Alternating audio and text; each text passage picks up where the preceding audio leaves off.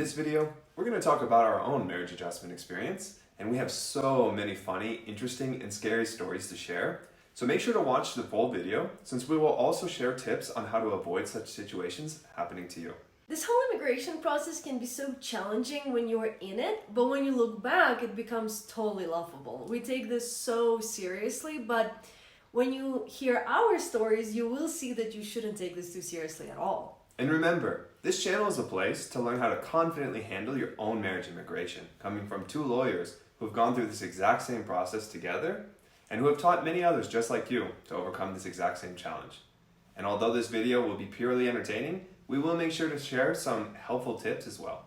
By the way, if you're new to this process, we've included a couple of free resources that will help you navigate this marriage adjustment of status process easier, so you can download it completely for free under this video. As you already know, we have personally experienced every part of the marriage immigration journey, starting as a new immigrant couple at the very beginning of this process to becoming immigration lawyers. We have seen a ton of couples literally struggling with the exact same thing. We have a good idea of what fears or rather concerns are going through your mind, so we decided to share our crazy experience to show you that even under the worst of circumstances, you have literally nothing to worry about. Okay, so let me start by saying that my entire immigration journey took a very wrong turn when my 10-year green card got stolen from my mailbox. Here's what happened. I applied for a removal of conditions, a good amount of time went by, and I finally received a letter saying, congratulations, you are now a permanent resident of the United States, and you should receive your permanent green card in the mail in the next 30 days. Okay, so 30 days go by, and I haven't received anything. I started investigating, and it turned out that my green card was delivered to my mailbox weeks ago, but of course, I was checking it every single day, and it was simply not there. And the funny thing is that nothing ever went missing from that mailbox aside from that green card, which suggests to me that whoever delivered it knew exactly what it was, and that's why it was taken. Just for your information, hundreds of green cards and work permits get stolen from mailboxes daily. Back then I didn't know that, but you guys can actually avoid this by signing up for USPS informed delivery, which will tell you exactly when your green card or work permit will be delivered, so you can expect it on a particular day. It took me 2 years to get a replacement, and during this time we had to travel overseas a lot, and I had a stamp in my passport showing that I'm waiting for a replacement of my green card.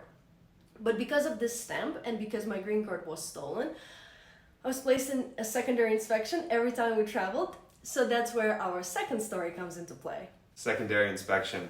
I'm sure a lot of you have heard of it before, but luckily not all of you have experienced it. But let me share with you what it feels like to go through that experience. As a US citizen, I've never even heard of it until Margarita was pulled aside, separated from me, and taken to a different room at the airport. The problem was that we flew into San Francisco and had a connecting flight to Seattle with a very short layover. We had a very short layover, and she was just taken into that room as soon as we got to customs. And I was not allowed in. So I was there thinking, okay, do I board this plane without her? Will we have to buy new tickets if I stay here and wait for her? And then we'll have to take another plane. At the same time, I was in the room trying to message him and see if there's any way Dixon could delay the boarding so we could get on that plane. The problem is that you aren't allowed to use your cell phone while in that room, so I got yelled at almost right away. I also decided to approach one of the officers to see what was going on when they brought the food menu and told certain people to order food since they were waiting in that room for hours and hours. When I saw the menu, I obviously assumed I was going to be stuck there for hours as well. The officer I approached was so rude. He said, listen, in order for you to make your flight, you have to be admitted into the US. And as far as I'm concerned, just looking at you and your situation, I don't see that happening anytime soon. So sit down, get off your phone, and be quiet. What a wonderful exchange. Made me feel really valued and respected. In all fairness, Margarita was out of there in about an hour, and we were able to make this flight because it was delayed. But it was really stressful, and there was no way to know that it was going to be delayed. And if it was stressful for me, I can only imagine how stressful it was for her in that room. But our advice to you, if you ever end up in secondary inspection, is to just be compliant. It's beyond unfair the way they treat people, but by being compliant, you're really minimizing the chances of prolonging it. Being frustrated and angry will only make it worse. And remember, it will all pass in no time. You got this.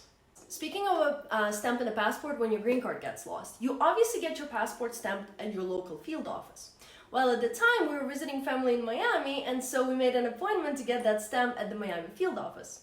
Since it was pre-pandemic, we all showed up there, Dixon and my entire family. Plus, I just assumed it would be fast since I had an InfoPass appointment for a specific time. And the plan was to go and chill at the beach afterwards. Well, our appointment was scheduled for like 11 a.m. and we left that office at 5 p.m. literally. We spent the entire day there waiting. Moreover, at some point around 4:30 p.m., they tried to tell us that they shouldn't give us a stamp at all, and no reason was given as to why. But since we waited there all day, they would do it for us. Couldn't freaking feel luckier. But as you can see, everything takes a very long time when it comes to dealing with immigration. Okay, another story. You know how we always advocate for couples to do everything right on the first try? Otherwise, you're prolonging your case just because you're trying to save a few bucks? Well, here's why. So obviously Margarita was super eager to finally be done with this whole process. So when it was time for her to apply for citizenship, she did it obviously right away. But unfortunately, she did it 2 days too early. Okay, so here's what happened. We moved. We moved from Seattle to Boise, Idaho. And I was so excited to apply that I totally spaced that there was one requirement, which was living in Idaho for 3 months prior to applying. Basically, I applied, paid the fees, got scheduled for an interview, and was told at the interview that I applied 2 days too early and that they will likely have to deny my case. And the worst thing is that it took them weeks to actually deny it, and only then I could reapply. I don't even want to mention how much time I lost, but it was a lot. Time, money, and stress. And that's why we now guide couples through the entire process, from green card all the way through citizenship. Because as you can see, mistakes can happen at each of these steps. If you're watching this video and you're at a stage where you're just starting to consider beginning this process, let's certainly connect so we can help you have a stress-free immigration experience versus what we went through. Okay, so here's another story. Obviously, I had very little clue on what I was doing when I was going through this process, so I submitted my original birth certificate with my initial application. It was a major mistake on my part, but since my green card was approved, I thought about just maybe letting it go. But then I realized that I actually will need my birth certificate in the future, and I definitely needed it since I wanted to petition for my parents. I got super lucky because, again, back then you could schedule an InfoPass appointment at your local field office. You cannot do it anymore, and I could just go and speak to an officer. I went in, got a super helpful officer who requested my original file to be shipped to the office. It took about 2-3 months. I scheduled another InfoPass appointment, and that's how I was able to get my original birth certificate back. Here's a quick tip. You only need to submit copies of your documents to the USCIS unless they're explicitly requesting an original, which is really rare. You'll also need your originals for the interview if you're scheduled for one.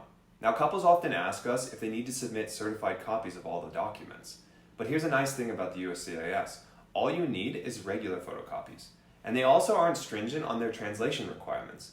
Literally, anyone who speaks English and that particular foreign language that you need can do the translation. They just need to include a special wording or certification at the end of the translation, and you can easily find that wording online. Finally, if you find yourself in a situation where you need your originals back from the USCIS, you can look into the form called G884, Request for Original Documents. I have to say that as we were recording this video, we realized that we have a ton of stories from the pandemic when my parents and my little sister were going through their adjustment of status, but we will have to make a second part of this video, otherwise it's just too much. Also, please comment on what stories you'd like to hear from us, since we have so many personal and professional experiences. When it comes to immigration, everything changes all the time. And that's why it's a never-ending stream of new stories. Alright, so what did you guys think about this video? I bet all of you have your own stories to share, so please share them in the comments below. We're curious to hear how your immigration is looking so far. We want to hear from you guys, and we love going through your comments. Also, make sure to check the free resources we've linked under the video. Otherwise, subscribe to our channel, and we'll see you next week with our new video.